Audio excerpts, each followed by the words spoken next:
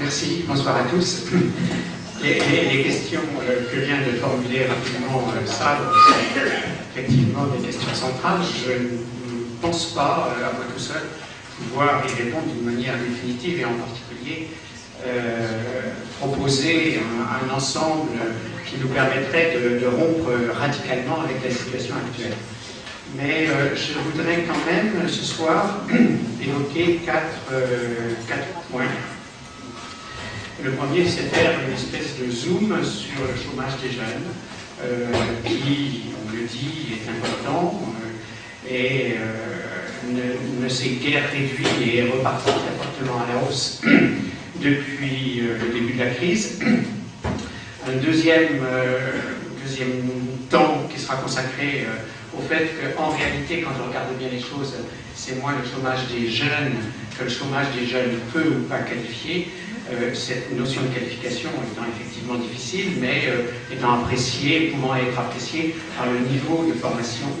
Donc on s'aperçoit que c'est massivement les jeunes avec une faible formation qui sont les principales victimes du chômage. Les autres semblent à peu près tirer leur épingle du jeu, sauf, et ce sera le troisième point, les discriminations liées à l'origine, qui, Sabre vient de mentionner à l'instant, sont particulièrement importantes dans notre pays. Nous manquons malheureusement de comparaison, d'instruments de comparaison, parce que les méthodologies ne sont pas encore complètement unifiées à l'échelle européenne, mais il semble que la plupart des pays connaissent peu ou prou ce genre d'écart entre le chômage des jeunes, disons, issus de l'immigration, même lorsque cette immigration date déjà de 2 générations, voire 3.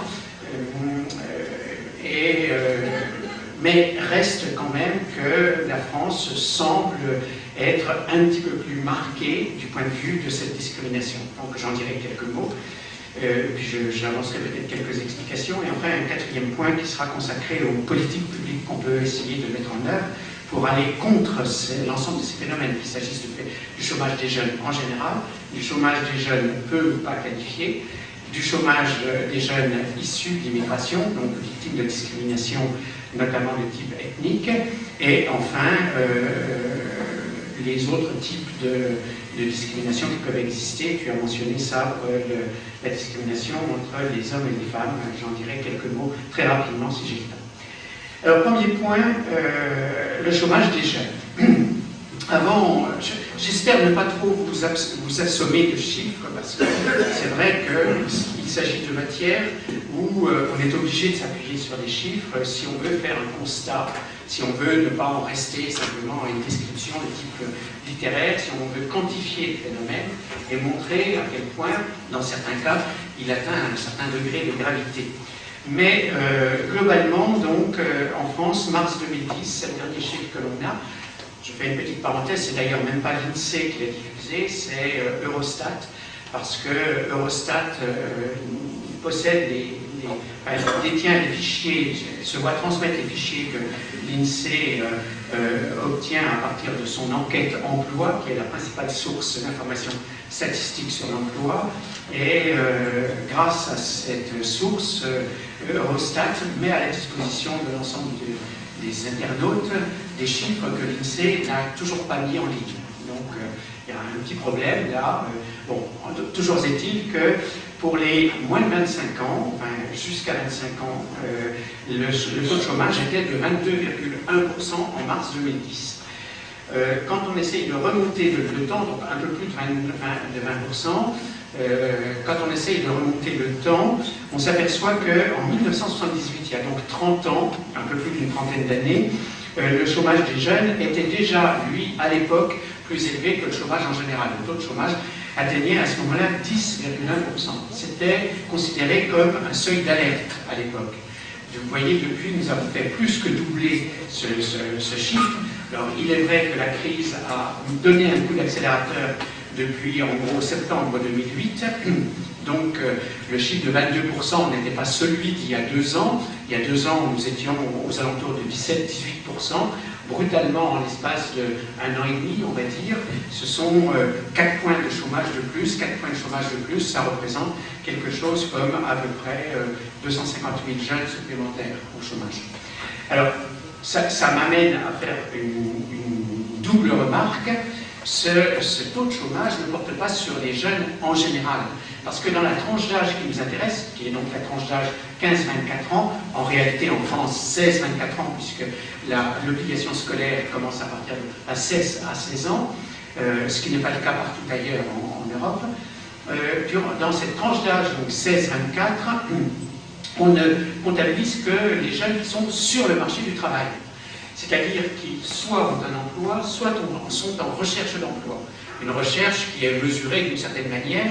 Il faut avoir fait ce qu'on appelle des actes positifs de recherche d'emploi. S'inscrire à Pôle emploi ne suffit plus. Il faut par exemple montrer lors de l'entretien mensuel qu'on a fait des démarches, ou qu'on a répondu à des petites annonces, ou qu'on a envoyé des CV, ou ce genre de choses. Bon. Donc on apprécie d'une manière plus ou moins différente selon les pays la façon dont on recherche un emploi, mais rechercher un emploi est indispensable pour faire partie de ce qu'on appelle la population active. Et le taux de chômage dont j'ai parlé, les 22%, sont calculés exclusivement sur cette population active. Alors, ce qu'il faut savoir, c'est que si la population active, en 1978, la population active représentait à peu près 75% des jeunes, seuls 25% poursuivant entre 15 et 24 ans, entre 16 et 24 ans à l'époque, poursuivant des études, aujourd'hui, les choses ont complètement changé. Pratiquement presque les 3/4 des jeunes entre 16 et 24 ans sont encore dans le système éducatif ou s'en sont retirés, mais sans pour autant chercher un emploi. Seul un peu plus d'un quart, 27% des jeunes sont présents sur le marché du travail dans cette tranche d'âge 16-24 ans. Et le plus gros paquet de jeunes qui sont présents sur le marché du travail, ce sont des jeunes qui ont quitté précocement l'école.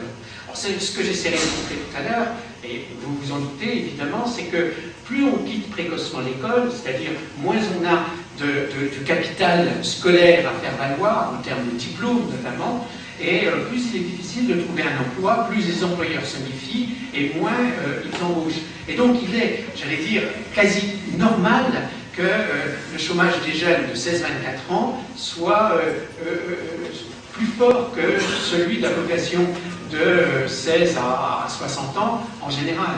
Parce que dans cette tranche d'âge, c'est principalement des jeunes qui sont peu ou pas diplômés, qui sont présents sur le marché du travail. C'est un peu plus de la moitié de ceux qui sont présents sur le marché du travail n'ont pas de diplôme ou au plus le brevet des collèges.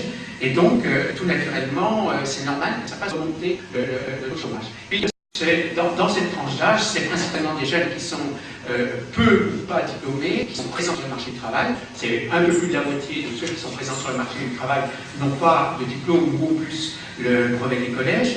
Et donc, tout naturellement, c'est normal que ça fasse remonter le chômage. Puis, qui est que les jeunes ont qu'il s'agisse d'un contrat indéterminé ou qu'il s'agisse d'un emploi évident, agréé, donc les différences quand il faut assurer également sont obtenir pour l'instant ce type d'emploi de type école d'ingénieur ou école de police. Donc pour ces deux raisons, le chômage jeune est substantiellement sur les emplois des petits bouts, ce qu'on appelle dans le langage technique, les emplois terminés à une date qui est déjà plus d'avance, et il est rare que quelqu'un qui a un emploi temporaire enchaîne immédiatement. Donc ça arrive bien entendu, mais on a des parcours qui sont marqués par du chômage récurrent entre deux emplois, jusqu'au moment où enfin on arrive à trouver un CDI ou que le CDD se transforme en CDI, et à ce moment-là, la récurrence du chômage, ces parcours chaotiques marqués par des alternances entre emploi et chômage, cessent, du moins pour une part d'entre eux, dès lors qu'ils ont mis un pied dans l'emploi de longue durée, enfin l'emploi à durée indéterminée. Je donne une petite anecdote dans le pays de Montbéliard, qui est donc marqué par la présence industrielle de Peugeot et l'ensemble de ses sous-traitants. Il y a beaucoup de recours à l'intérim dans ces activités industrielles, en particulier dans l'automobile, et les jeunes là-bas disent, quand ils ont enfin, à force de pugnacité, à force j'allais dire, de dévouement. Ils ont réussi à convaincre leur employeur qu'ils étaient suffisamment bons pour pouvoir être recrutés en contrat à durée indéterminée. Il dit, on a été embauchés. Pour eux, être embauché, c'est le passage de l'emploi précaire, temporaire, à l'emploi qui pourra se révéler aussi précaire que le précédent, mais qui n'a pas de terme fixé, parce qu'il est indéterminé. Voilà, donc ça c'est le premier point que je voulais mentionner.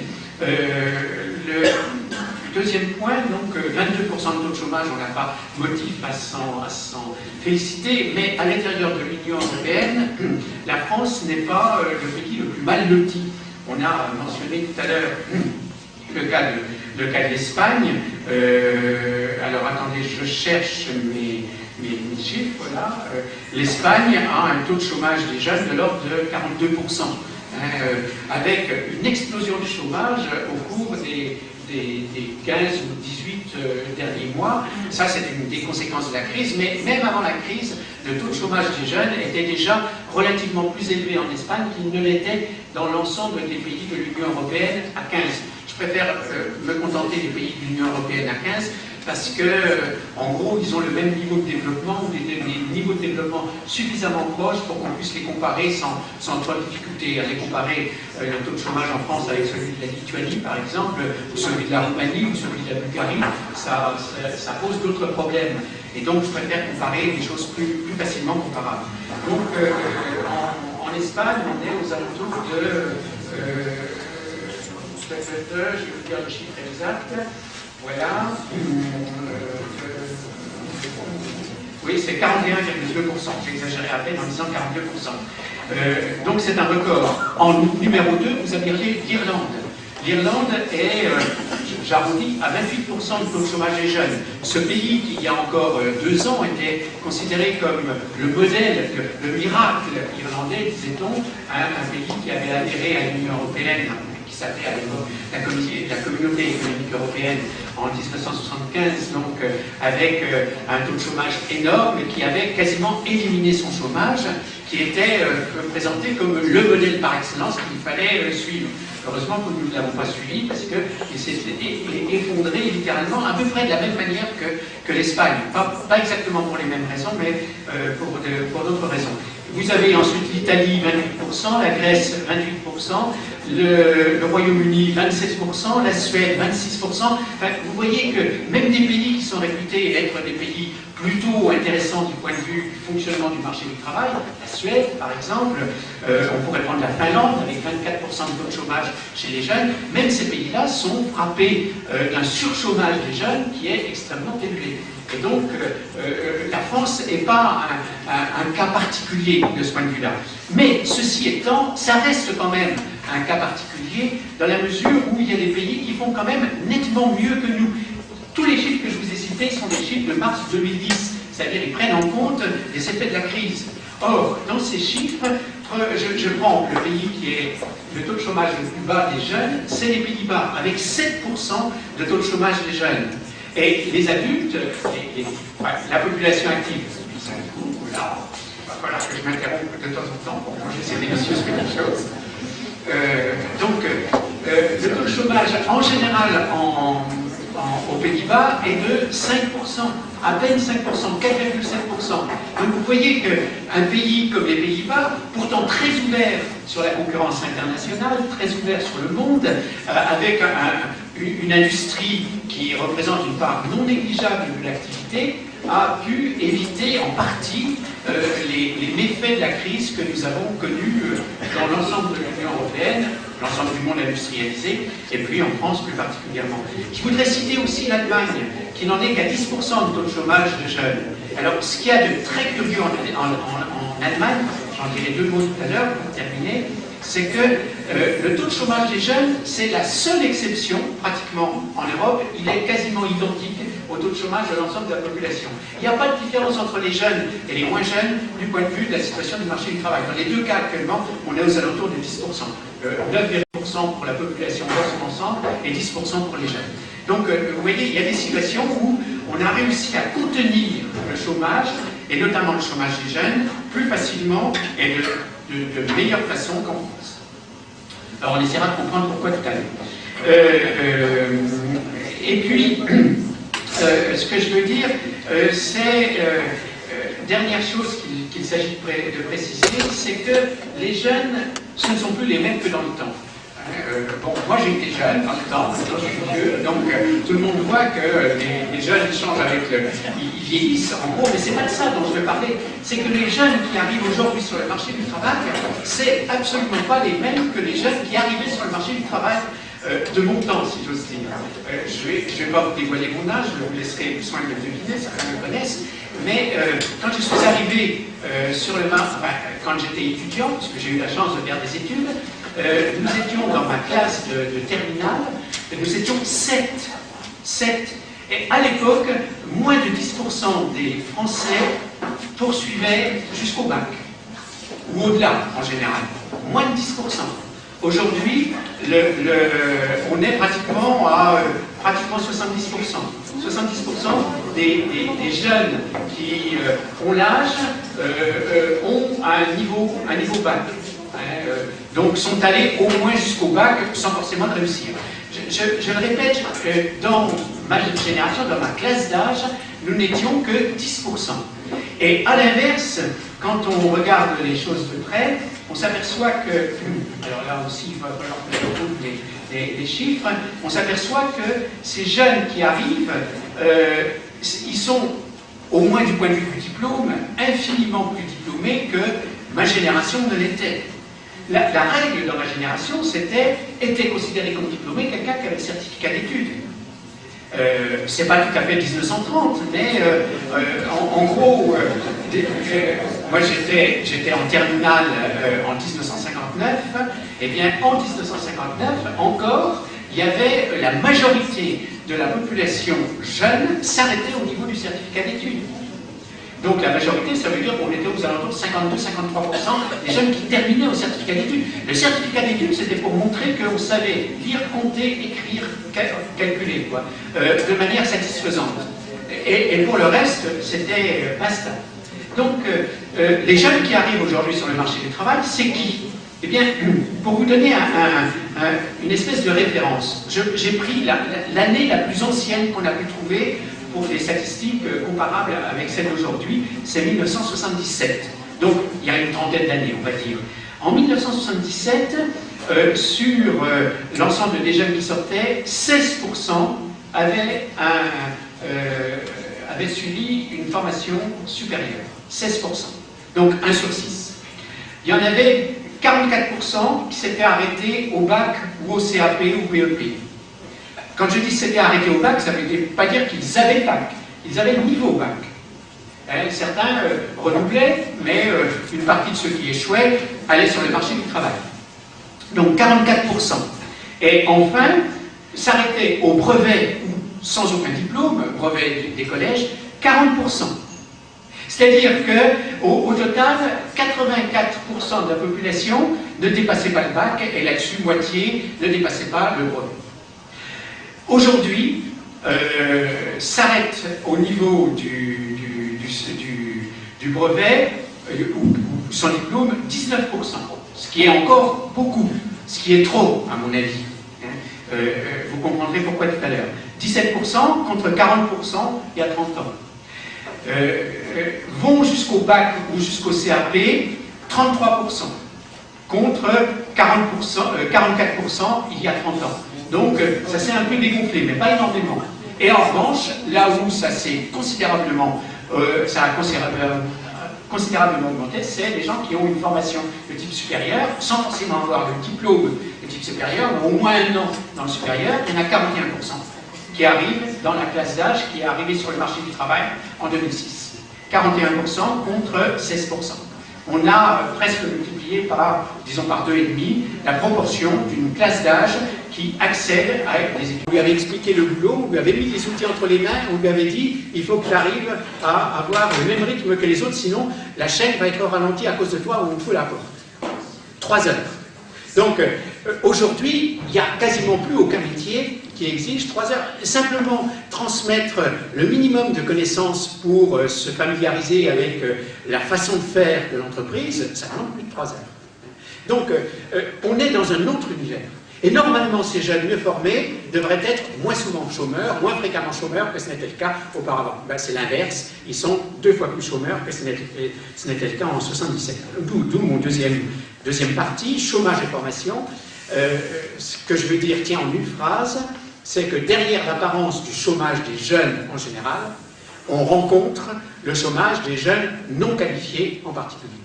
Quand on prend les jeunes non qualifiés, j'entends par jeunes non qualifiés, les jeunes qui n'ont pas dépassé le niveau du brevet ou qui n'ont pas eu de diplôme. Hein. Donc, ça peut être parfois des jeunes qui sont allés jusqu'au niveau bac, mais qui ont loupé le bac. Ça peut être des jeunes qui ont fait une première année de CAP ou une première année de BEP, voire une deuxième année de BEP, mais qui ne sont pas allés jusqu'à présenter l'examen. Donc, ces jeunes-là, 19% d'une classe d'âge, 19%, une classe d'âge, pour vous donner quand même l'ordre de grandeur, qui se présente sur le marché du travail, c'est 750 000 personnes. Donc on va dire 20%, 20% ça fait 150 000 jeunes. Voilà, donc 150 000 jeunes arrivent chaque année, en gros entre juillet et octobre, sur le marché du travail, sans autre diplôme que le brevet des collèges, et le plus souvent sans rien du tout. Eh bien là, si vous regardez ces jeunes, ce qu'ils sont devenus 3 ans après leur arrivée sur le marché du travail, ils sont 42% à être au chômage. Ces jeunes non qualifiés. Et ils représentent à eux tout seuls les 3/4 de l'explication du surchômage des jeunes. Sans rien du tout. Eh bien là, si vous regardez ces jeunes, ce qu'ils sont devenus 3 ans après leur arrivée sur le marché du travail, ils sont 42% à être au chômage. Ces jeunes non qualifiés. Et ils représentent à eux tout seuls les 3/4 de l'explication du surchômage des jeunes. Le surchômage des jeunes n'existe que massivement que pour une catégorie qui est la catégorie des jeunes peu ou pas qualifiés. Alors ces jeunes ne sont pas très nombreux, 150 000, c'est 150 000 de trop à mes yeux, mais ils sont présents sur le marché du travail quasiment dès 16 ans, et donc ils pèsent durant 9 années sur le marché du travail. Et s'ils ne trouvent pas de boulot, ou s'ils ne trouvent que des petits boulots, mettons 1 mois tous les 3 mois, ça veut dire qu'ils vont être au total en chômage sur les 9 ans que 3 ans. Ils vont être au chômage 3 ans et ils vont peser très lourdement dans les statistiques. C'est pour ça que nous avons un taux de chômage des jeunes très élevé. C'est que les jeunes non qualifiés sont tellement massivement au chômage que ce surchômage massif engendre un gonflement pour l'ensemble de la génération. Par contre, toujours 3 ans après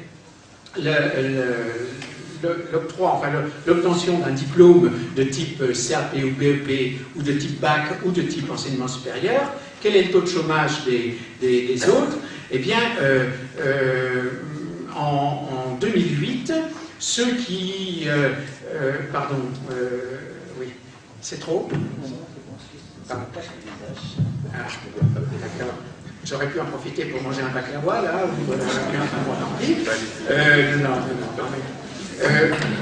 comme vous poserez les questions, moi je me réjouirai pendant ce temps-là. Je ne suis pas sûr d'être très attentif d'ailleurs à vos questions. Bon.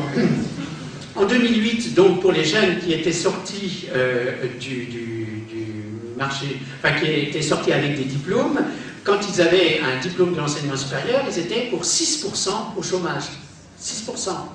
C'est-à-dire pratiquement moins que l'ensemble de la population. Pour eux, il faut regarder des cas particuliers. Tout à l'heure, on verra des cas particuliers. Pour des jeunes diplômés de l'enseignement supérieur issus de l'immigration, ben, c'est des cas particuliers. C'est des cas particuliers parce qu'ils sont assez nombreux, mais ils représentent à peu près un 7e ou un 8e des jeunes diplômés du supérieur, et ces jeunes diplômés du supérieur ne pèsent qu'au total 6%, et pour les jeunes issus de l'immigration, on verra qu'il y a un surchômage de l'ordre de 4 points. Donc ils vont peser 10% de taux de chômage, même s'ils ont un emploi, un diplôme du supérieur. Bon, donc première caractéristique, c'est que le surchômage est un surchômage de jeunes peu ou pas qualifiés. Ces jeunes, c'est qui? C'est, je ne vais pas encore parler des origines, des groupes sociaux, enfin des classes sociales, mais je m'emmène les pinceaux là, des sorties précoces, parce que vous avez 2 types de jeunes en réalité qui sortent sans diplôme. Vous avez ceux qui sont sortis précocement. Parfois même, on les appelle des décrocheurs parce qu'ils sont sortis avant l'obligation légale de 16 ans. Ils ont cessé de fréquenter l'école de fait avant 16 ans. Bon, des décrocheurs, ils posent des problèmes particuliers, j'en dirai peut-être 2 mots tout à l'heure, mais au-delà des décrocheurs, vous avez tous ceux qui ont des sorties précoces. C'est quoi les sorties précoces? C'est des jeunes qui n'ont pas souhaité aller au-delà de l'obligation légale, ou qui, lorsqu'ils sont allés au-delà de l'obligation légale, ne sont pas allés jusqu'à l'année terminale du diplôme. Ils ont quitté, par exemple, en première année de CAP, et ils n'ont pas passé la 2e année. Ils ne sont pas allés en 2e année. Et pas forcément parce qu'ils n'étaient pas acceptés en 2e année, mais c'est parce qu'ils en avaient marre, ou parce que, bon, 1001 raisons qui peuvent expliquer ça. Eh bien, en 1993, les décrocheurs, on en comptait 10,4% d'une classe d'âge. En 2007, on en compte encore 8,6%. C'est-à-dire qu'en l'espace de plus d'une dizaine d'années, on n'a pratiquement pas réussi à enrayer ce phénomène du décrochage. Et ce phénomène du décrochage, c'est celui-là qui est encore plus important que les jeunes qui n'ont pas de diplôme. À eux tout seuls, ils représentent presque les 2 tiers. Les 2 tiers d'entre eux sont soit en contrat aidé, soit au chômage. Donc vous voyez, c'est vraiment ultra massif. C'est une majorité d'entre eux se retrouvent confrontés à un chômage où, lorsqu'ils en ont la possibilité, on leur fait une proposition de contrat aidé, mais un contrat aidé c'est au mieux 6 mois et parfois ça peut aller jusqu'à 1 an, rarement au-delà. Voilà. Et puis, une dernière chose que je voudrais souligner dans les sorties précoces, c'est qu'en 1996, il y avait autant de sorties précoces de jeunes filles que de jeunes hommes. Donc on était aux alentours de 10, quelque chose % dans les 2 cas. En 2007, par contre, les garçons, on est à 9,7%, on va arrondir 10%, ça n'a pas changé depuis 1996. En revanche, les filles sont à 7%. Les filles connaissent une espèce de... Enfin, reconnaissent plus exactement, à moins que ce soit leur famille, reconnaissent qu'il y a un investissement éducatif qui vaut la peine d'être fait. Alors que les garçons n'ont pas encore soit compris ça, soit restent dans un schéma avec leurs copains ou avec leurs parents, qui est, du moment qu'on est un garçon et qu'on est fort, on se débrouillera bien. Mais... on trouve que les jeunes garçons en particulier qui n'ont pas de diplôme, ils se débrouillent mal, ils se débrouillent très mal. Et en particulier quand ils font des sorties précoces, ils se débrouillent très très mal. Alors vous voyez donc déjà les politiques publiques qu'on peut envisager de mettre en place. Voilà, alors, au-delà du chômage, il y a ce qu'on appelle le halo du chômage, parce que les chiffres dont je vous ai parlé, toutes les fois que je parle de taux de chômage, c'est en relation avec les jeunes qui sont présents sur le marché du travail, c'est-à-dire soit en emploi, soit en recherche d'emploi. Sauf qu'il y a des jeunes qui aimeraient bien travailler, mais qui ne recherchent pas d'emploi. Pour des tas de raisons. Alors, on peut en retenir 2. Soit ils ne sont pas disponibles, par exemple, ils ont un problème de santé, ou ils sont en déplacement, ils sont allés voir des copains ailleurs, etc. Ils ne sont pas disponibles. Pour être présent sur le marché du travail, il faut être disponible dans les 15 jours. Si un emploi se présentait, il faut pouvoir l'occuper dans les 15 jours. Donc, ils ne sont pas disponibles pour une raison diverse. Soit, deuxième raison, ils ne recherchent pas d'emploi parce qu'ils se disent « ça ne sert à rien ». Tout ça, on me considère comme une merde, ou bien c'est que par piston que ça peut marcher, et moi, tous les gens que je connais, ils ont des difficultés, ils sont au chômage, jamais personne ne pourra me trouver de boulot, etc. Je fais une petite parenthèse, c'est une erreur, ça. C'est une erreur. Les sociologues ont mis en évidence ce qu'on appelle la force des liens faibles. Je m'explique. La force des liens faibles, vous avez 2 types de liens qui lient un individu à un groupe. Vous avez des liens forts, c'est principalement les liens familiaux, les liens conjugaux. On est partie prenante d'un groupe familial. On a un cousin, on a des parents, et on se sent proche d'eux, on se sent membre de ce groupe-là. Et puis, vous avez des liens faibles. Les liens faibles, c'est ceux qu'on noue au boulot. Ça peut se contenter de dire comment tu vas aujourd'hui, ou bien tu as gagné au tiercé, ou que sais-je, mais ça peut être aussi on se fait une bouffe ensemble, on sort ensemble, on va au cinéma ensemble, etc. Donc vous pouvez avoir des liens plus ou moins faibles, mais ce n'est pas des liens qui sont très forts. Ce n'est pas des copains, les gens du travail. Parfois, ça devient des copains, mais à ce moment-là, ils rentrent dans la catégorie des liens forts. Or, ce qu'on constate, c'est que trouver un emploi passe bien plus souvent par les liens faibles que par les liens forts. Pourquoi? Parce que les liens forts, ils se font avec des gens qui sont en gros dans la même situation ou dans la même situation sociale que vous. Les parents, en général, quand on est dans une famille populaire, eh ben, les parents ils sont d'origine populaire et puis soi-même, on n'a pas beaucoup de diplômes, on n'a pas beaucoup de capacité à faire valoir sur le marché du travail parce qu'on n'a pas les parents qui pourraient dire ben, « moi je suis médecin, je vous recommande mon fils ». Quand on est fils de médecin, c'est bien plus facile de trouver du boulot que quand on est fils d'ouvrier. Bon, donc ça, tout le monde sait ça. Or, les gens qui ont des problèmes pour trouver du boulot, ils sont dans les familles populaires, principalement. Et dans les familles populaires, les liens forts ne vont pas les aider à trouver du boulot parce qu'ils sont eux-mêmes confrontés à des problèmes de boulot.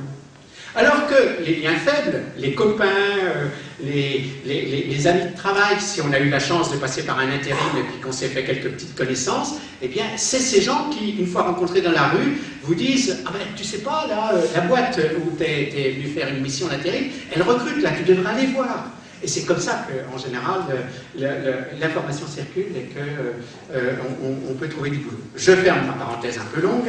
Donc, il y a le halo du chômage, c'est-à-dire des gens qui, sans chercher du travail, aimeraient bien en avoir et qui, malheureusement, n'en trouvent pas. N'en trouvent pas, peut-être parce qu'ils n'en cherchent pas, mais n'en trouvent pas aussi parce qu'ils sont découragés, que l'expérience leur a montré que ça ne servait pas à grand-chose d'aller pointer tous les mois à Pôle emploi. Donc, quand on regarde ce halo du chômage, eh bien, on est très frappé d'une chose, c'est que non seulement le taux de chômage est élevé, mais en plus, vous avez donc ce halo du chômage. Alors où est-ce que je l'ai mis? Je ne sais plus, j'y arrive plus, décidément. Bon, je vais vous citer les chiffres de mémoire, mais peut-être que je serai amené à les modifier tout à l'heure. Non, non, je ne vais pas prendre le gâteau tout de suite. Vraiment, je vais étouffer, je suis obligé de boire. Bon,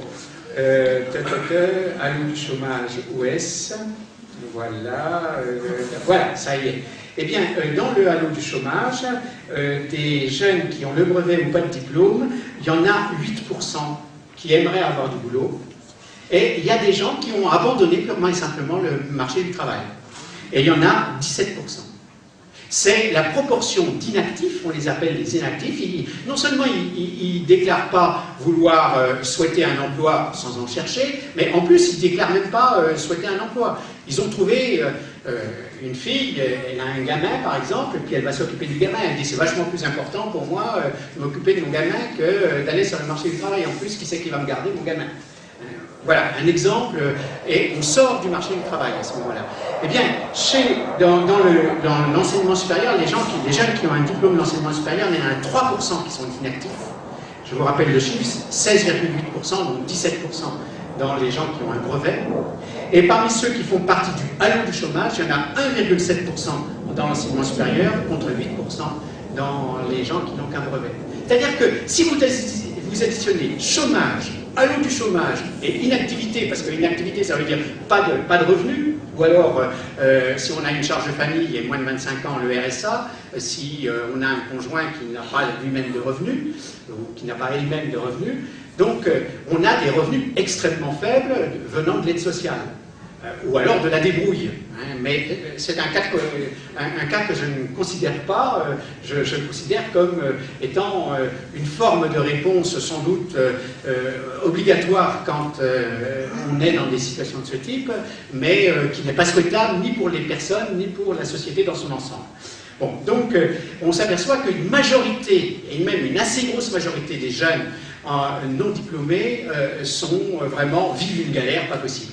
Je rappelle, j'indique qu'en 1987, un jeune sociologue à l'époque qui s'appelait François Dubet, qui s'est fait un nom depuis dans la sociologie française, sortait un livre intitulé « Galère, les jeunes en survie. Et ils mettaient déjà en évidence ce phénomène, que dans les jeunes, on dirait aujourd'hui de quartiers sensibles ou de quartiers tout court, eh bien, une majorité d'entre eux, en situation d'échec scolaire, sont exclus de fait du marché du travail. Soit parce qu'ils ne trouvent rien, soit parce qu'ils sont désespérés et ils cherchent mieux.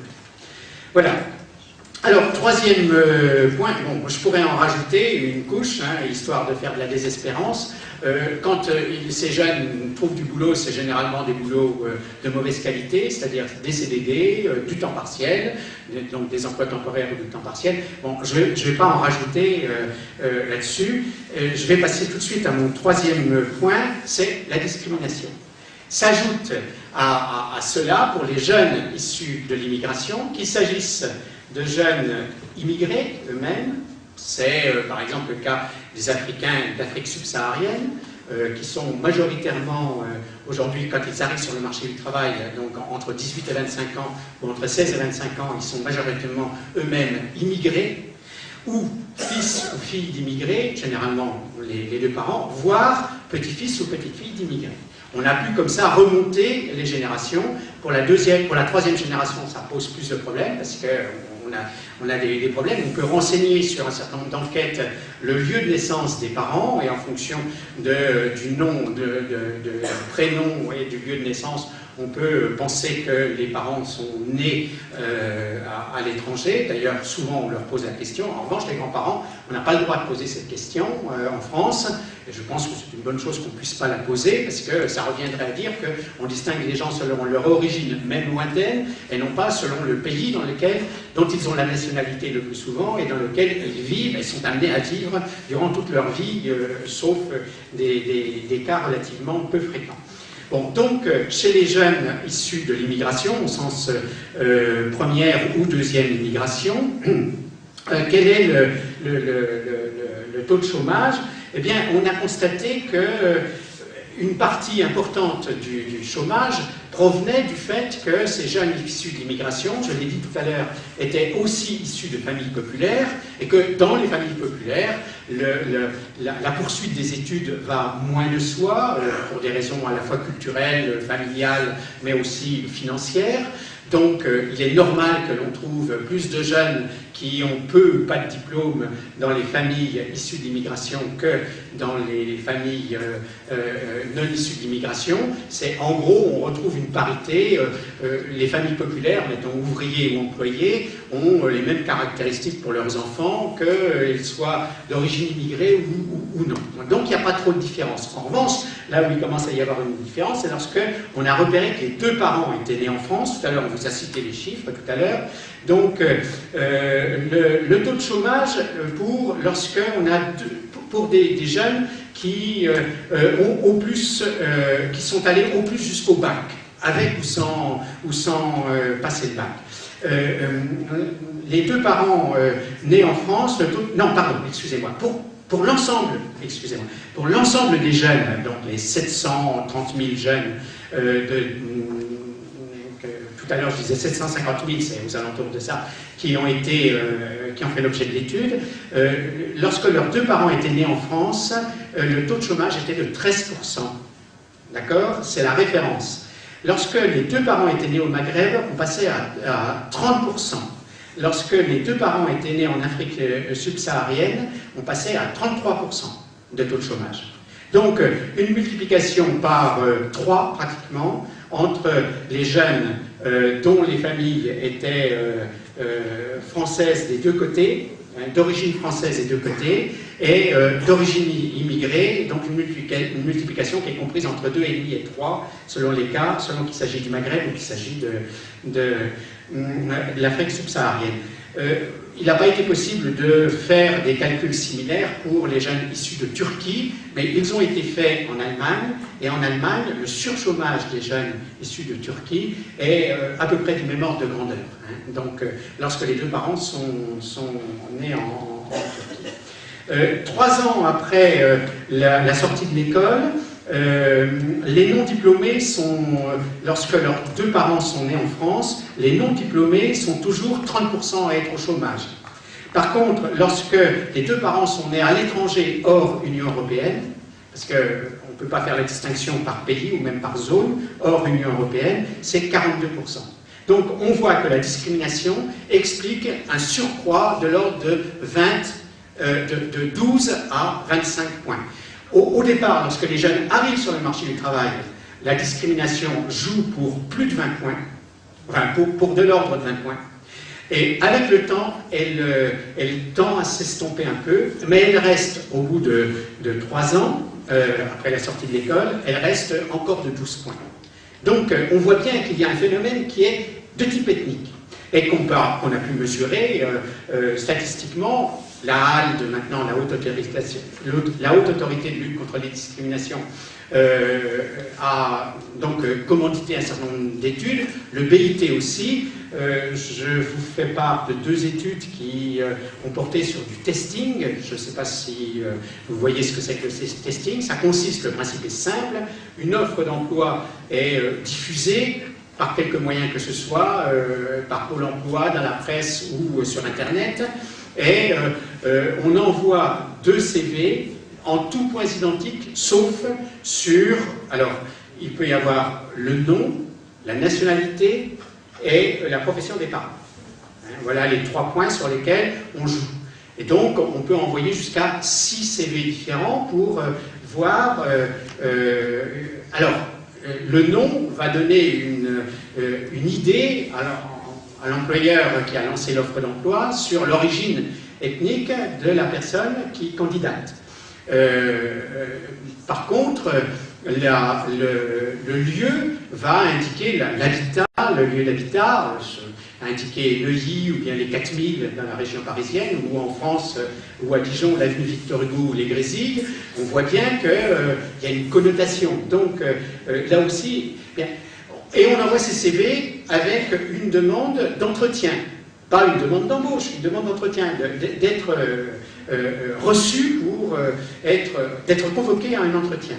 Bien, on s'aperçoit que, ça c'est une étude qui a été faite sur la région lyonnaise à l'initiative du BIT, seuls 11% des employeurs n'ont pratiqué aucune discrimination entre les types de CV.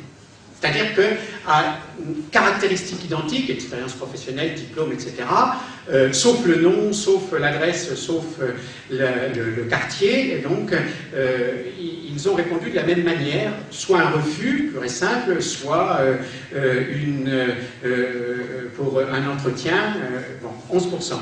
En revanche, 70% des employeurs ont répondu positivement aux candidats censés être français de souche, et 19% ont répondu, ont favorisé le candidat censé être issu de l'immigration. Ces indications ne figurent pas sur le CV, hein, c'est simplement le nom, et, bon.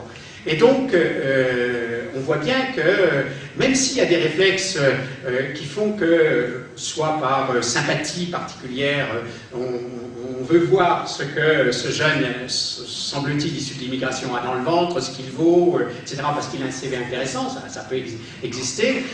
La grande majorité des employeurs ont des comportements qui consistent à mettre à la poubelle une certaine catégorie de CV, indépendante de la qualification ou de l'intérêt des gens.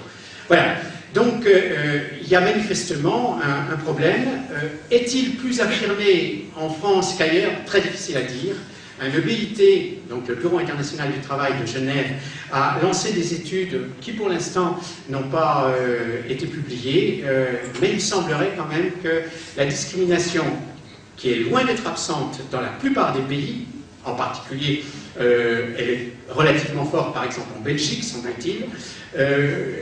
Dans la plupart des cas, elle serait un peu moindre qu'en France. Par exemple, au Royaume-Uni, il semblerait que la discrimination à l'embauche, mesurée par des testings, soit moindre qu'en France.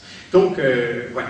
Alors, dernier point, puis j'en aurai terminé avec mon long baratin. Je vais pouvoir enfin manger le multigâteau.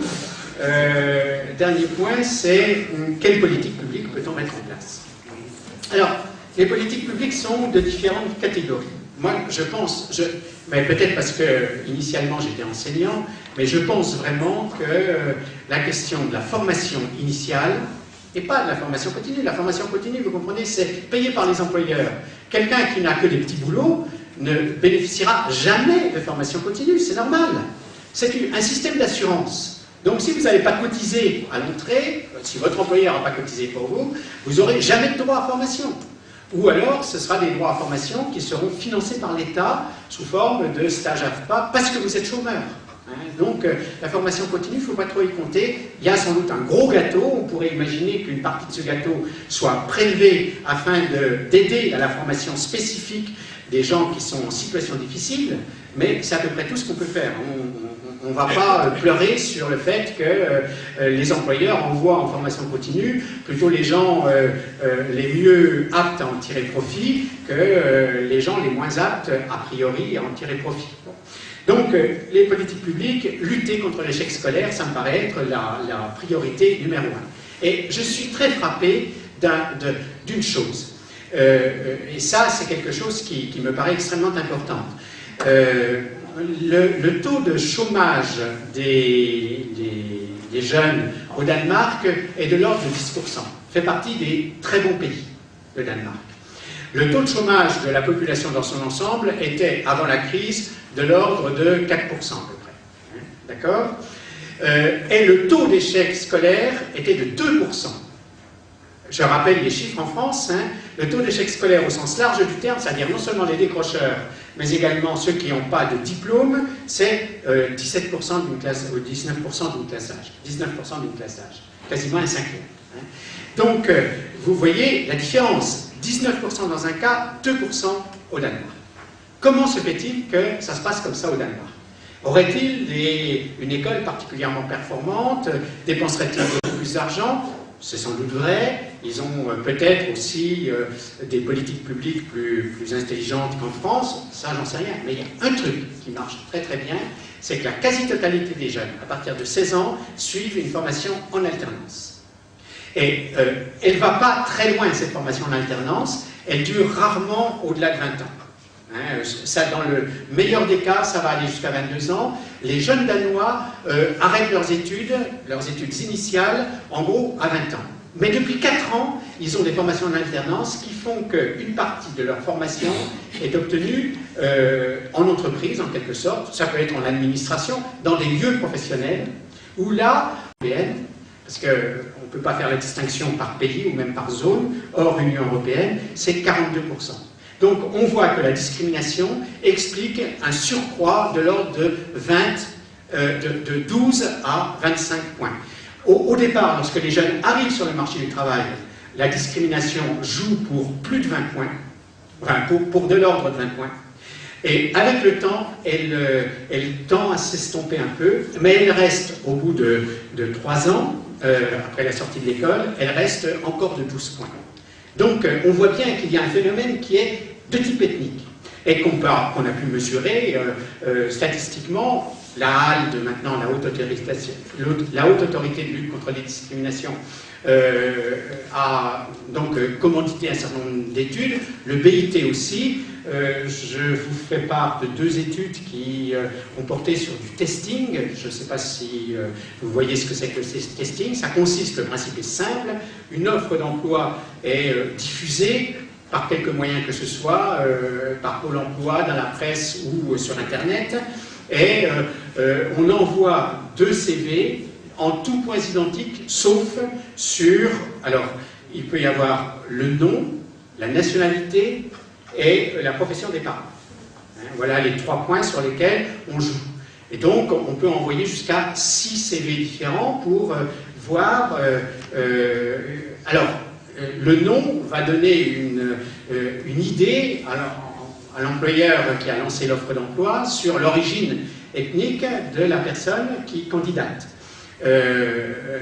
Par contre, le lieu va indiquer l'habitat, le lieu d'habitat, indiquer Neuilly ou bien les 4000 dans la région parisienne, ou en France, ou à Dijon, l'avenue Victor Hugo ou les Grésigues. On voit bien qu'il y a une connotation. Donc, là aussi, bien, Et on envoie ces CV avec une demande d'entretien. Pas une demande d'embauche, une demande d'entretien, d'être reçu pour d'être convoqué à un entretien. Bien, on s'aperçoit que, ça c'est une étude qui a été faite sur la région lyonnaise à l'initiative du BIT, seuls 11% des employeurs n'ont pratiqué aucune discrimination entre les types de CV.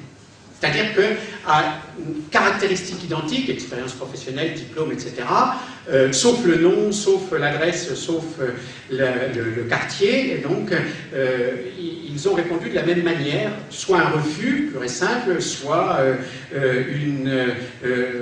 pour un entretien, bon, 11%. En revanche, 70% des employeurs ont répondu positivement aux candidats censés être français de souche, et 19% ont répondu, ont favorisé le candidat censé être issu de l'immigration. Ces indications ne figurent pas sur le CV, hein, c'est simplement le nom. Bon. Et donc, on voit bien que, même s'il y a des réflexes qui font que, soit par sympathie particulière, on veut voir ce que ce jeune, semble-t-il, issu de l'immigration a dans le ventre, ce qu'il vaut, etc., parce qu'il a un CV intéressant, ça peut exister, la grande majorité des employeurs ont des comportements qui consistent à mettre à la poubelle une certaine catégorie de CV, indépendante de la qualification ou de l'intérêt des gens. Voilà. Donc, il y a manifestement un problème. Est-il plus affirmé en France qu'ailleurs? Très difficile à dire. Le BIT, donc le Bureau international du travail de Genève, a lancé des études qui, pour l'instant, n'ont pas été publiées, mais il semblerait quand même que la discrimination, qui est loin d'être absente dans la plupart des pays, en particulier, elle est relativement forte, par exemple, en Belgique, semble-t-il. Dans la plupart des cas, elle serait un peu moindre qu'en France. Par exemple, au Royaume-Uni, il semblerait que la discrimination à l'embauche, mesurée par des testings, soit moindre qu'en France. Donc, voilà. Alors, dernier point, puis j'en aurai terminé avec mon long baratin, je vais pouvoir enfin manger mes petits gâteaux. Dernier point, c'est quelle politique publique peut-on mettre en place? Alors, les politiques publiques sont de différentes catégories. Moi, je pense, mais peut-être parce que initialement j'étais enseignant, mais je pense vraiment que la question de la formation initiale, et pas de la formation continue, la formation continue, vous comprenez, c'est payé par les employeurs. Quelqu'un qui n'a que des petits boulots ne bénéficiera jamais de formation continue, c'est normal. C'est un système d'assurance. Donc si vous n'avez pas cotisé à l'entrée, si votre employeur n'a pas cotisé pour vous, vous n'aurez jamais de droit à formation.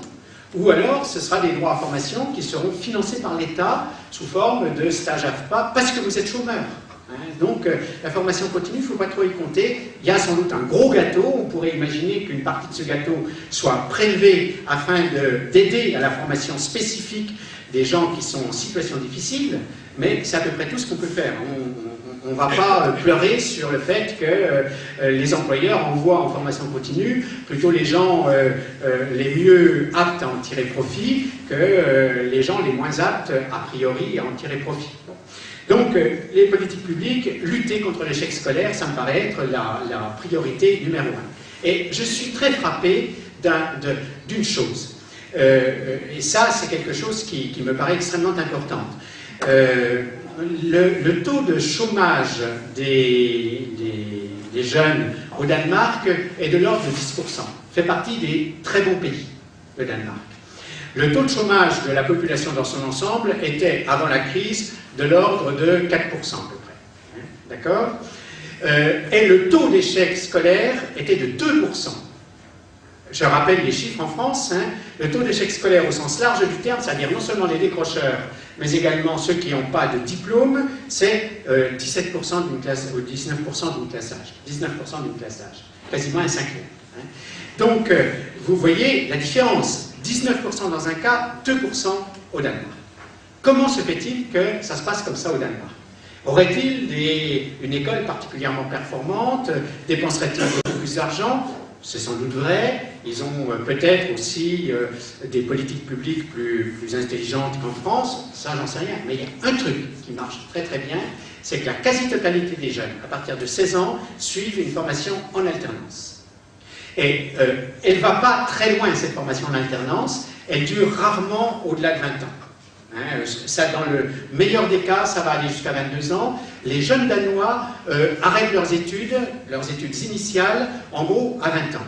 Mais depuis 4 ans, ils ont des formations en alternance qui font qu'une partie de leur formation est obtenue en entreprise, en quelque sorte. Ça peut être en administration, dans des lieux professionnels, où là, ils ont un tuteur qui est payé par l'équivalent de notre éducation nationale, et dont le boulot est d'aider le jeune à comprendre la nature du travail des autres et la nature du travail qu'il veut confier au bout d'un certain temps en responsabilité propre.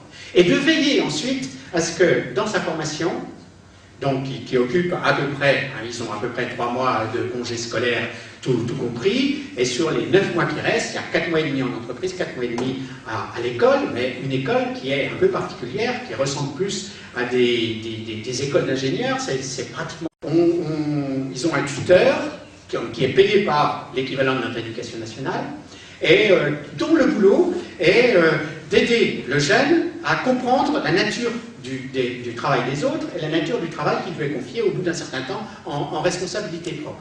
Et de veiller ensuite à ce que dans sa formation, donc qui occupe à peu près, hein, ils ont à peu près 3 mois de congés scolaires, tout compris, et sur les 9 mois qui restent, il y a 4 mois et demi en entreprise, 4 mois et demi à l'école, mais une école qui est un peu particulière, qui ressemble plus à des écoles d'ingénieurs, c'est pratiquement des adultes qui sont là, même s'ils n'ont pas encore l'âge d'être adultes, mais ils se sont frottés au monde professionnel, ils ont déjà compris comment fonctionnait ce monde professionnel, ils se sont déjà fait marcher sur les pieds, ils se sont déjà fait engueuler, bref, ils savent ce qu'est la vie, et on peut leur parler autrement. Et on peut leur parler autrement dans leur formation parce qu'on les amène à dire les sujets, les thèmes sur lesquels ils ont été amenés à travailler ou sur lesquels ils ont vu les autres travailler. Donc il y a un lien étroit qui est fait entre le lieu de travail, sans forcément que ce soit un métier particulier, et la formation. Et ça donne des résultats excellents, puisqu'il n'y a que 2% d'échecs scolaires, c'est-à-dire de jeunes qui renoncent à aller jusqu'au terme de leur scolarité obligatoire, qui là-bas est 18 ans, et la plupart d'entre eux continuent jusqu'à 20 ans cette formation en alternance durant en moyenne donc 4 ans. Le résultat, eh bien le résultat, c'est que ces jeunes qui ont un métier au bout de... la première année, ils sont plutôt en observation, en entreprise, et puis au bout d'un certain temps, ils finissent par avoir un métier, à faire des choses productives en entreprise ou dans les administrations, eh bien, ils gagnent leur croûte. Ils sont payés. Et ils sont payés un minimum de 800 € pour tous ceux qui sont en alternance. Donc 4 mois et demi de travail en entreprise équivaut à 800 €. C'est une très grosse bourse. Et alors, sur les 800 €, il y a des choses qu'il faut défalquer parce que les impôts directs sont très lourds au Danemark, il n'y a pas de cotisation sociale, donc tout est prélevé sur le salaire ou sur le revenu. Bon, je ne rentre pas dans le détail, vous n'êtes pas là pour savoir comment vivent les Danois, mais comprendre pourquoi ils ont un taux d'échec scolaire aussi bas et comment ça se fait que ça se traduit aussi par un taux de chômage pour les jeunes beaucoup plus faible. Parce que, étant salariés, de fait, 67% des jeunes Danois de 16 à 24 ans sont présents sur le marché du travail. Alors que chez nous, c'est à peine 30%, si on prend l'ensemble des classes d'âge. Donc, un peu plus de 30%. Donc, ils sont proportionnellement 2 fois plus nombreux à être présents sur le marché du travail parce qu'ils sont considérés à la fois comme en formation et salariés, d'accord ? Et de ce fait, eh bien, ils ont créé une relation de confiance avec leur employeur. Et tout naturellement, lorsque leur temps de formation se termine, donc aux alentours de 20 ans, c'est auprès de l'employeur chez qui ils ont fait ce stage long, qui n'est pas un stage, qui est un salaire, un emploi, qu'ils vont trouver du boulot. Parce que l'employeur a appris à leur faire confiance, le handicap est tombé. Et quelle que soit l'origine, en gros, le taux d'immigration au Danemark est à peu près le même qu'en France, à peine inférieur, donc il n'y a pas de problème d'immigration au Danemark. Il y a des problèmes politiques. Il y a une extrême droite particulièrement puissante au Danemark, donc il ne faut pas sanctifier ce pays. Hein. Mais du point de vue de l'accueil des jeunes, et des jeunes de toutes origines, eh bien, ils ne font pas de différence, et ce pas de différence fait que les jeunes apprennent à connaître les entreprises, et les entreprises apprennent à connaître les jeunes, y compris ceux issus de l'immigration.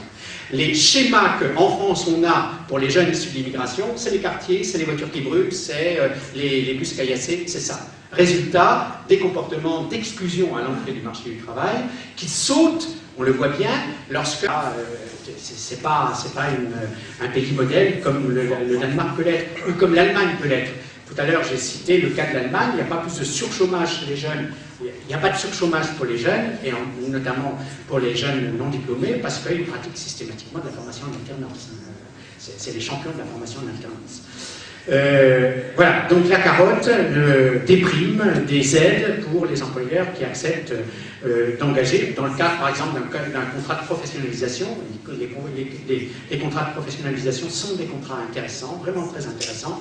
Je ne sais pas si Jacques Naudin partage le même point de vue que moi, mais je pense que c'est une politique intelligente, les contrats de professionnalisation. Mais il faut savoir aussi manier la carotte. Je n'arrive pas à comprendre que ni la HALDE, ni aucun organisme en France n'a de pouvoir de sanction vis-à-vis d'employeurs qui ont été convaincus de pratiquer des discriminations. De la même manière que, à partir du moment où une boîte de nuit refuse l'entrée à des jeunes sur des critères de type ethnique et que ça a été vérifié par un huissier ou un représentant de la force publique qui était présent, sans se faire reconnaître évidemment, à partir de ce moment-là, le gérant de boîte de nuit peut être poursuivi en justice et en général il l'est. Or, rien de tel n'existe lorsque un employeur est convaincu de discrimination à l'embauche par le biais d'un testing. Le testing devrait être un mode de preuve pour permettre à la HALDE d'engager des poursuites. La HALDE ne peut pas engager de poursuite par elle-même, elle est obligée de passer par un tribunal correctionnel ou d'agir via les prud'hommes. Et dans les deux cas, elle ne peut agir que s'il y a plainte. Or, un testing n'est pas recevable comme motif de plainte. Il y a là un truc qui n'est pas acceptable. Et qui, à mon avis, permettrait de faire un énorme pas en avant. La peur qu'une demande d'entretien suite à une offre d'embauche déposée, la peur que ce soit un piège avec testing, pourrait à ce moment-là inciter l'employeur à accepter l'entretien vis-à-vis du jeune, pas à l'embaucher malheureusement, mais vis-à-vis du jeune d'avoir un entretien. Et dans un cas sur deux, un jeune en entretien, c'est déjà une partie gagnée. Je veux dire, c'est pas l'assurance d'être embauché, mais c'est la preuve que le jeune en face, c'est pas le diable. Voilà. Bon, pour moi, voilà, ce type de politique publique, ce serait assez facile à mettre en œuvre. Malheureusement, les moyens juridiques manquent et on nous fait depuis maintenant 2 mois tout un tintouin sur la burqa ou ce genre de choses, et personne n'aborde ce type de discrimination qui est infiniment, socialement, infiniment plus détestable que... j'approuve pas le reste, mais que d'autres façons d'agiter le drapeau rouge en disant, vous voyez, enfin, j'insiste pas. Voilà. Donc, je vous propose de manger le gâteau, mais pendant ce temps-là, vous pouvez réagir et éventuellement me contredire si vous le souhaitez. Merci.